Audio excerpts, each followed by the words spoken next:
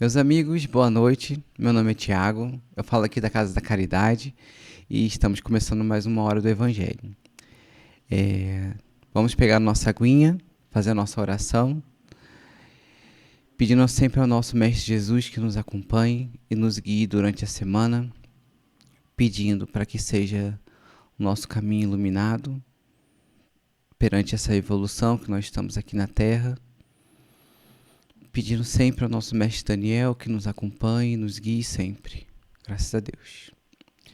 Então, depois de vocês pegarem a aguinha, nós vamos começar o Evangelho.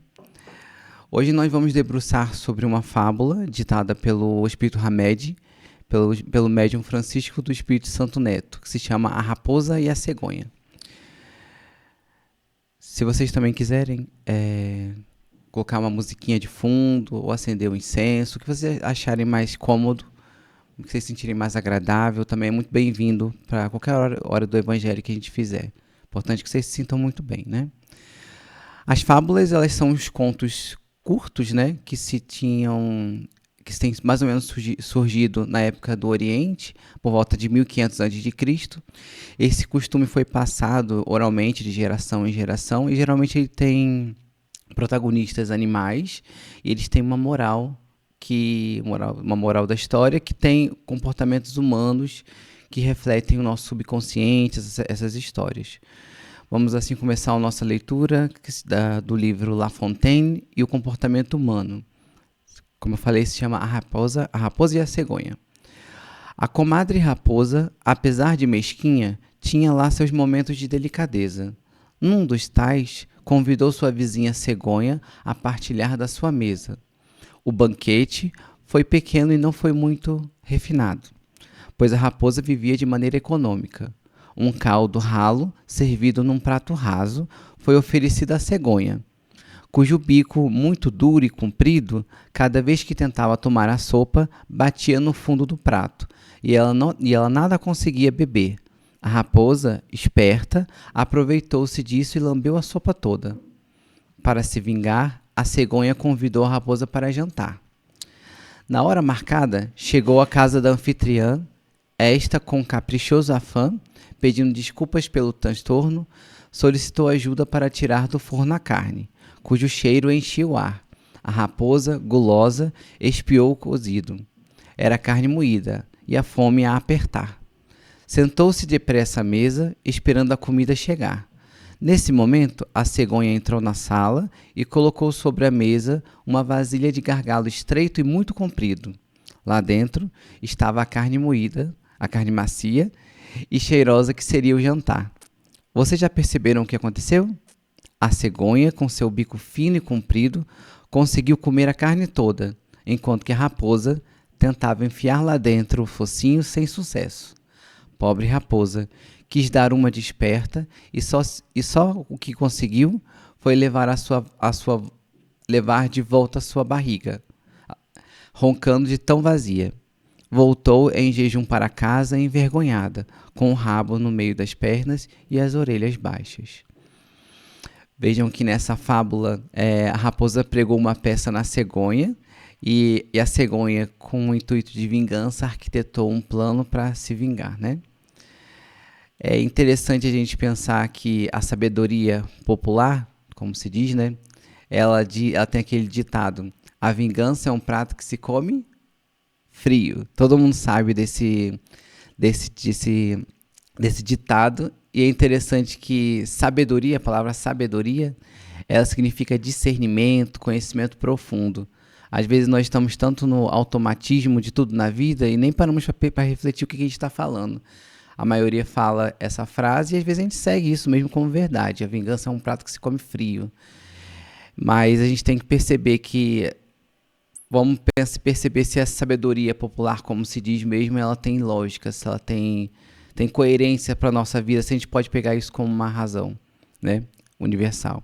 Se a gente transformar isso como uma regra universal, retribuir todo o mal com o mal mesmo, a maldade com a vingança. Será que existia alguém para contar a história? Alguém ia sobreviver depois disso? A gente vai refletir sobre isso. Por acaso viveríamos bem não seguindo os passos do Cristo? Convido a todos ao pensar fora dessa caixinha e pensarmos logicamente sobre essa sabedoria popular. Alguns dirão, mas todo mundo pensa assim e faz assim. Então é o certo, né? Mas vejam bem, em uma pandemia, em uma epidemia, né, até a pandemia mesmo que a gente viveu, em que a maioria estava doente, os poucos saudáveis são os remanescentes da saúde. Eles eram pouco, né? O padrão e o correto continuará sendo a saúde, mesmo que represente menor número. Então não é porque a maioria tá dizendo que é o certo ou que a gente vai ter que seguir essa manada, essa massa, né? Não é. A gente tem que sempre refletir e pensar se realmente tem coerência com o nosso coração e com as nossas verdades, né? Nossas virtudes. Parece ser normal na nossa sociedade, essa sociedade doente, né? Aficionados pelo materialismo e pelo exercício do egoísmo, que essa massa vá para um lado do egoísmo, mas a gente sabe que do outro lado brilha uma estrela, que é do nosso Mestre Jesus, que nos guia durante todo o caminho, né? A gente sempre vai ter duas opções na vida, qual que a gente vai seguir? A gente sempre tem que refletir para, como eu falei, o nosso coração nos guiar, ou nossa intuição também, né? Uma está associada à outra. Pensemos como estes nossos valores que se seguem, né? E os modismos da massa ou pela estrela guia. Pensemos que no que ocorre se quando recebemos uma ofensa, né? Nós esperamos, será que nós cultivamos e arquitetamos uma vingança igual a cegonha fez da raposa? Vamos analisar isso.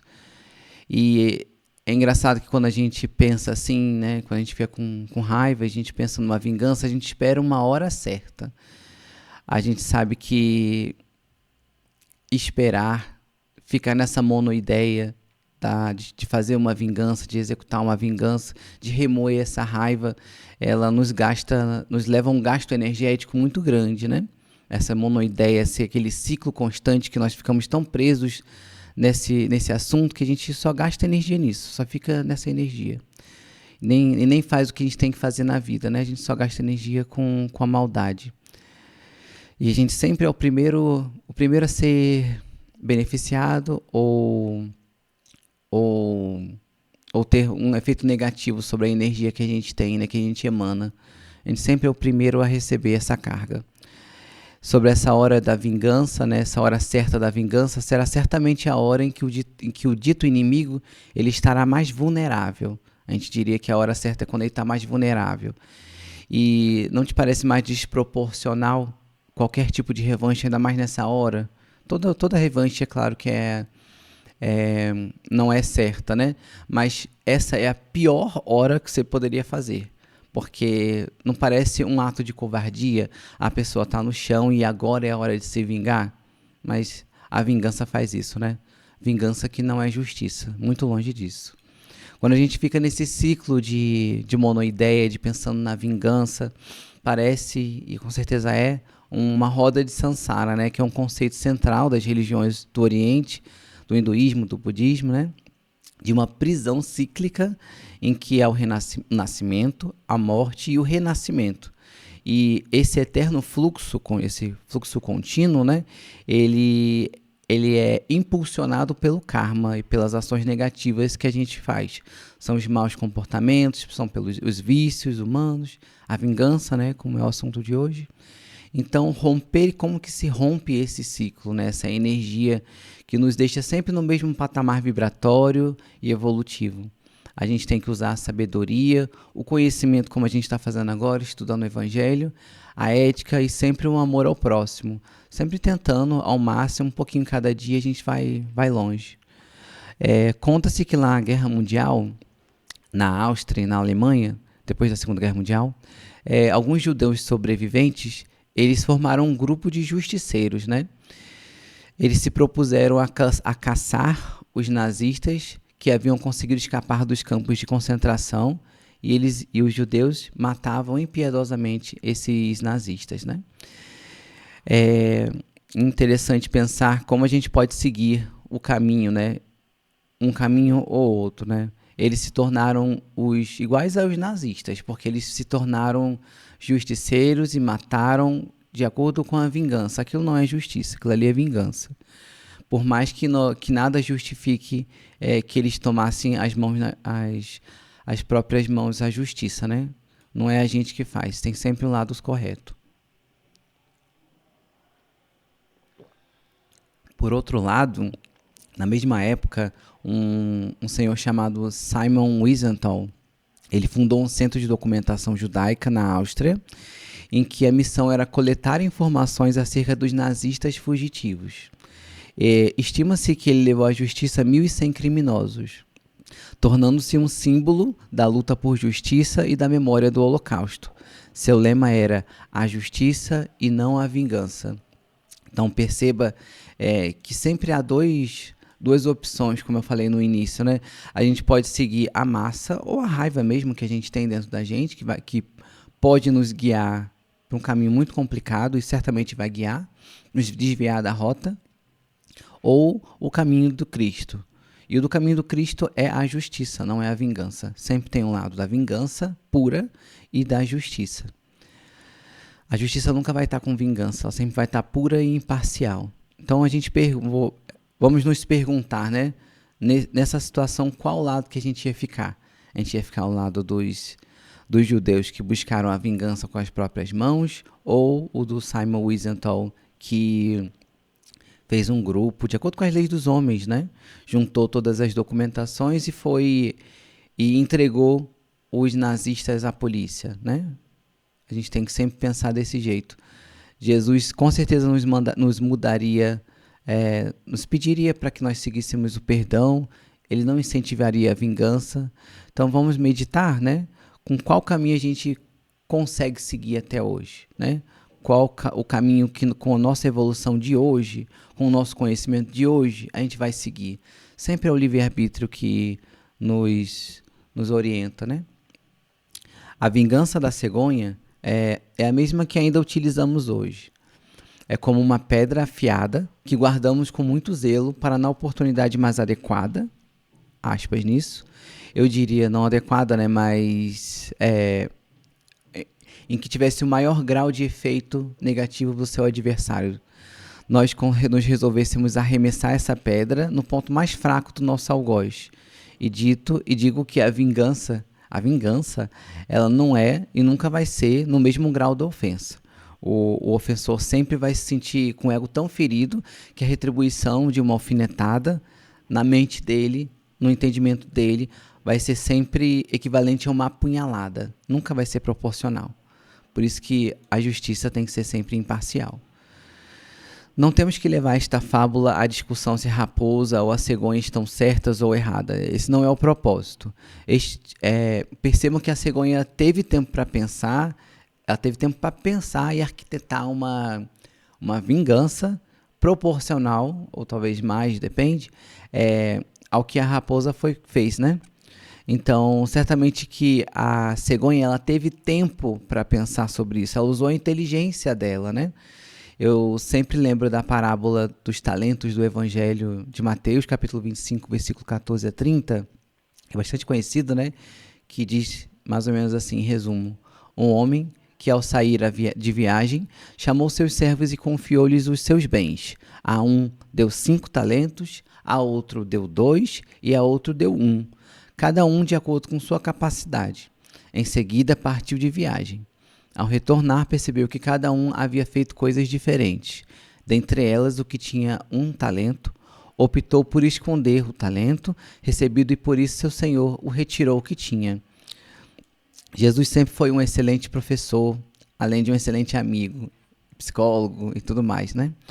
Ele costumava usar essas parábolas porque sabia que o nível intelectual e moral dos seus ouvintes era reduzido, era condizente com a época, eu diria. Isso em nada reduzia a extensão e profundidade dos ensinamentos do Cristo. Muito pelo contrário, né? Ele mostrava a realeza e a humildade que ele tinha dentro do coração de se fazer compreensível com poucas palavras ou criando uma parábola. Quantos mestres que nós temos hoje na Terra, né? Nossos professores, eles só sabem se comunicar com seus pares, né? Professores no melhor sentido da palavra, professor o Mestre Jesus, no melhor sentido da palavra, ele tinha uma linguagem simples e passava todo o conteúdo e ainda gerava reflexão. Então, essa capacidade é realmente de pessoas bastante evoluídas, né? Uma honra. Percebam que nesta parábola que o Senhor é Deus, que o Senhor é o Deus, né? Que empresta aos seus servos, nós, né? Os talentos. Talentos na época eram unidades monetárias de valor considerável. Mas aqui nós podemos dizer que todo mundo recebe talentos. Talentos nós podemos dizer que sejam dons, que para nós exercermos e multiplicarmos em nome do nosso Deus, né? De Deus. Nossas mãos são talentos, são veículos da sua vontade. Nosso dinheiro, né, que nós recebemos também, a nossa capacidade de fala também é um talento. Sobre este dom de fala, é interessante pensar que nós recebemos, como qualquer talento, em modo amplo, para nós usarmos, não é para nós usarmos de qualquer modo, nós temos responsabilidade, nós temos que usar com sabedoria. E a mesma coisa da inteligência, né? Quando a cegonha usou o talento dela da inteligência para o mal, ela usou muito mal o talento. E todo talento que é usado para o mal, ele pode ser retirado para que Deus mostre o real valor e como a gente tem que, de fato, usar para o bem comum, né? Deveríamos nos atentar para o fato de que pedimos perdão não para o outro, nós pedimos o perdão para nos vermos livres dessa carga emocional negativa que nos une, né? É um elo que nos une o ofendido ao ofensor. Quando nós tomamos essa postura de nos vermos livres dessa carga energética, né? Nós nos vemos da nossa parte livre. Isso não exime o outro de, com a conta divina, com a contabilidade divina, ele ter a sua carga a resolver, né? Mas nós podemos, por nós mesmos, eliminar esse elo negativo, né? E é engraçado, né, que as pessoas acham que perdoar é esquecer. Não é. Esquecer é um processo físico, né? É do nosso cérebro. E natural não é esquecer, né? Principalmente se for recente. Mas nós temos que entender que toda ferida que é constantemente ativada, ela nunca vai cicatrizar. Então a gente tem que começar a, pelo menos, desviar um pouco o foco para que o tempo e nossa atitude de não pensar nessa situação possa cicatrizar essa ferida. Nós perdoamos, pois não concordamos com o ato. E não seremos um terreno fértil para que uma árvore de vingança nasça na gente, né? E não faça morada no nosso coração. Perdoar é libertar a nós mesmos, sempre em primeiro lugar perdoar a nós mesmos, em prol de nós mesmos. Em nada interfere no acerto de contas, como eu falei, que o algoz terá com a própria consciência, e cedo ou tarde, nesta ou em outra vida, isso vai ocorrer. Quando Jesus diz para amarmos nossos inimigos, ele indica nosso futuro. Mas antes disso, há toda uma gradação, todo um processo até de autorrespeito com o nosso sentimento e nossas emoções, de acolhermos nossa dor momentânea, sem afetação, né? Cientes de que ela vai passar, se respeitarmos o tempo, como eu falei, de cicatrização. A Mayra sempre fala do distanciamento amoroso e é sempre muito útil, nesses casos principalmente.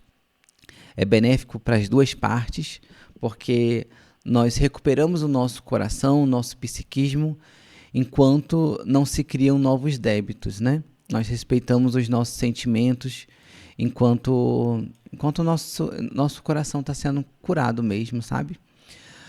O perdão, então, meus amigos, ele tem várias sutilezas, né? Sendo que uma delas é não remoermos o mal que nos fizeram. Esse é o primeiro passo. Até para a gente chegar no ponto que Jesus diz de nos amar nossos inimigos. Como eu falei, é uma gradação. Sempre que avistarmos ou lembrarmos do indivíduo que nos causou ira, é evidente que o nosso coração vai bater diferente, né? Examinemos como ele pode estar atormentado. Ele perdeu a orientação de si mesmo. Se a gente tem a opção de perdoar, a gente tem uma opção de ser livre. O algoz, ele não tem, ele é prisioneiro dos seus próprios vícios e de suas atitudes. A gente sempre tem que pensar ele como uma pessoa doente. Todos somos doentes em algum grau, e temos a responsabilidade sobre os nossos atos, mas naquele momento em que o algoz, né, vamos dizer dessa forma, ele nos ofendeu, ele é o doente. Se a gente ir para o lado da vingança, aí que a gente vai estar corroborando o mal e sendo doente tanto quanto ele. Então, voltando à fábula da raposa, você perdoaria, a gente perdoaria a raposa por ela não ter pensado na gente naquela situação ali, você com fome, e ela usufruindo ainda mais do prato que ela ofereceu? É muito interessante a gente pensar que sim, a gente deveria perdoar, porque ela é realmente infeliz, ela é profundamente infeliz. Talvez ela tenha conflitos tão graves dentro dela que ela necessita de compaixão. É isso como o mestre pensaria, né? Percebam que nenhuma pessoa saudável, eu digo isso em modo amplo, né, fisicamente, psicologicamente, ela não ofende nenhuma outra pessoa. Muito menos vai querer revidar e buscar vingança, como a cegonha fez, né? Então, meus amigos, nós devemos abandonar qualquer sentimento de vingança. Este é o primeiro movimento a ser feito, né? Para a gente alcançar o amar ao próximo. Com isso, nós tratamos com amor e com respeito, primeiro a nós mesmos, sempre primeiro a nós mesmos, não como uma forma de egoísmo, mas de autocuidado, porque não tem como a gente amar o próximo sem amar a nós mesmos e, quiçá, amar a Deus depois disso, né? Se o fardo estiver pesado demais para tentar perdoar o outro, se eu não conseguir, nós sempre vamos buscar ajuda. Pode ser uma ajuda psicológica, isso não tem vergonha nenhuma, nem deveria ser, em nenhum grau vergonha. E sempre Deus vai nos colocar pessoas aptas a nos auxiliar. Desde que nós tenhamos a postura de ouvirmos nossa intuição, de ouvir um comentário de outra pessoa, isso é sempre importante. Em se tratando de confiar em Deus, porque isso é uma confiança em Deus, a vingança é a maior hipocrisia, porque o que o cristão pode ter, né? Veja bem, se nós elaboramos uma vingança, é porque nós não confiamos nessa contabilidade divina. Se a gente pensa numa vingança, a gente acha que Deus não vai agir, né? Porque se a gente confia, se nós de fato confiássemos, toda ofensa ia entrar por um ouvido e sair pelo outro. Porque a gente teria confiança que ninguém sai impune. Deus está sempre aplicando a justiça e a bondade, e nós não precisamos ser justiceiros, pois aquele que planta, a gente sabe bem disso, naturalmente vai colher em tempo ou curto ou médio ou longo prazo. Isso é do plano encarnatório e é do nosso Mestre Jesus que vai acompanhar isso, não é a gente. Nós não temos que fazer presentes nesse objeto de vingança. Não é assim que funciona, né? O desejo de vingança é como se nós guardássemos uma quantidade volumosa de dinheiro, talento que for, né? E conforme o tempo passa, nós damos conta de que essa moeda não tem mais valor. Vocês já perceberam que às vezes vocês estão brigados com alguém ou até alimentam uma vingança e você nem lembra exatamente por quê ou que o grau da vingança é tão grande assim? O tempo ele vai fazendo com que as coisas tenham o tamanho correto. Sempre que a gente foca em alguma coisa, ela aumenta. Então, quando a gente desvia essa visão mental, né, esse foco, elas voltam ao tamanho do que eram no início. Então, você vai pensar, não era para tanto assim. A emoção sempre vai fazer com que a gente aumente mais uma situação, que atribua um valor excessivo a ela, né? Então, conforme o tempo passa, essa moeda que foi acumulada, ela vai diminuir, ela já não vai ter mais o mesmo valor. Muito contrário, né? A gente vai ver que a gente gastou muito tempo pensando nela, desviou nossas energias desse objetivo da vida, que o objetivo da vida é perdoar, usar as nossas energias psíquicas, que são muito valiosas para o bem e não para alimentar qualquer vingança, né, qualquer retribuição. Lembrando que sempre Deus é o nosso, é todo amor. Ele sempre vai buscar que nós perdoemos os nossos inimigos, que até que o inimigo ele tenha consciência do erro dele. Como eu falei, não é no momento que talvez a gente presencie isso, mas isso é uma contabilidade dele com Deus e com ele mesmo, né? Esses dois pares, né? Sempre Deus é nosso todo o amor, e sempre temos a chance de abandonar esses projetos falidos. Todo dia é uma oportunidade, né? Todo dia nós acordamos e é exatamente como falam, é uma página nova. Nesse título da página, qual vai ser o título de hoje? Vai ter algum parágrafo ali que vai ser retribuir a vingança, arquitetar uma vingança, esperar a vingança? E talvez até a oportunidade venha. Aí que é a prova maior, né? Se a gente vai usar do que a gente arquitetou na hora certa, como a gente falou durante o vídeo, ou se a gente vai recorrer ao caminho do perdão. Sempre vai ter duas opções. Entendam sempre que é da natureza do homem mudar.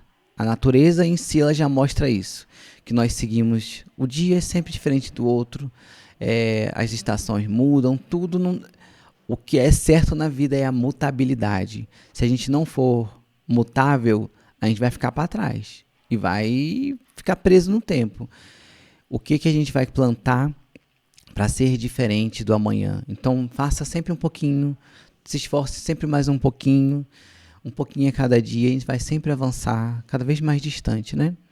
Nós confiamos que nós temos diversos talentos, nós sabemos que temos diversos talentos e eles devem ser usados para o bem e sempre seremos os primeiros a nos beneficiar disso, né? Quem sabe um dia nós seremos como o nosso maior mestre que encarnou na Terra, né? Tão evoluídos quanto Jesus. E essas que nós dizemos ser ofensas, elas não mais surtirão efeitos em nós, porque nós compreenderemos a natureza das coisas e que o tempo dá fim a todas as coisas ruins, né? Esse é o intuito da evolução. Pois nós confiamos que nosso Mestre Jesus, ele trabalha com leis imutáveis do nosso Criador. Então, eu desejo que durante essa semana vocês repensem, até nesse momento agora, que nada é por acaso, né? Que vocês pensem se dentro do coração de vocês, né? Se vocês têm alguma coisa a perdoar. E não é necessariamente um perdão ao outro. A maioria das vezes é um perdão para nós mesmos. Então, vamos fazer a nossa prece. Eu peço que vocês fechem os olhos, que olhem para dentro de si. Imaginem uma pessoa que que vocês considerem como um algoz. Imagine você frente a essa pessoa e com uma rosa. Imaginem uma rosa vermelha bem bonita e vocês entreguem essa pessoa mentalmente. Essa rosa ela vai ser absorvida pelo coração dessa pessoa, indo por todo o sistema nervoso, toda a corrente sanguínea, deixando ela mais calma, feliz. E que esse elo que tem entre vocês dois, esse elo que era uma energia negativa, que ela se torne um elo de luz, um elo até de distanciamento amoroso mesmo, mas que não alimentem nenhuma energia negativa. Que vocês se libertem disso, que nós nos libertemos dessas energias negativas, sempre de acordo e sempre seguindo os caminhos do nosso Mestre Jesus. Toda vez que vocês tiverem qualquer sentimento de vingança, usem essa visualização da rosa para entregar nesse coração dessa pessoa. Às vezes você está na rua e você está com raiva de alguém ou alguma coisa semelhante. Imagina uma rosa e entregue para ela mentalmente. E que essa rosa seja absorvida por toda a energia da pessoa. Façam isso também com vocês mesmos. Antes de dormir, se não está se sentindo bem, visualizem uma rosa. Coloquem toda uma oração nessa rosa, toda essa energia nessa rosa e façam com que ela seja absorvida por você. Que fiquem sempre no seu campo cardíaco, né? Que o nosso chakra está ali. Basicamente, essa energia faz com que nós sejamos mais aptos a receber intuições e e energias positivas. Eu espero que essa semana seja guiada pela luz do nosso Mestre Jesus, nosso Mestre e Mentor Inácio Daniel, e que vocês tenham uma boa semana. Estejam bem.